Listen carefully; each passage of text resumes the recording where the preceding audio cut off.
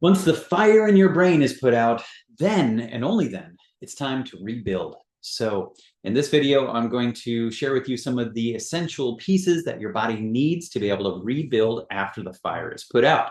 In the last video in this series, I shared with everyone this analogy here, just to remind us of the visuals of what that looks like, of a brain that is a happy place that we want it to be, but it's this old house and lots of good memories and good times up in that brain, but we want to keep it strong and in a place where people can still live in it.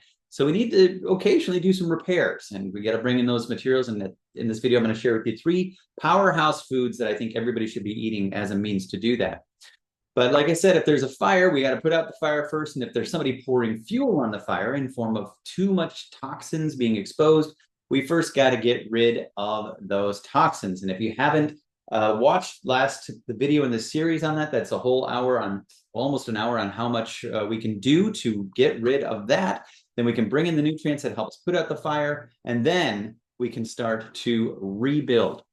So the 3 foods I'm going to share with you are going to be your sardines, your eggs, and your mushrooms. And so in the next video in the series, I'm going to go much more in depth as to all of these nutrients that are really not known about, that are really important. So I'm going to give you the rationale as to why those 3 foods are going to be really important. Now, if you don't eat any of those, no worries. We'll find different ways to get them in there for you. I just want to reintroduce these foods to you in a way that makes sense to you and helps you understand that when you are doing them, you're getting these benefits of things that you don't even realize in there. Things like ribonucleic acid, like iodine, like ergothioneine, like acetylcholine.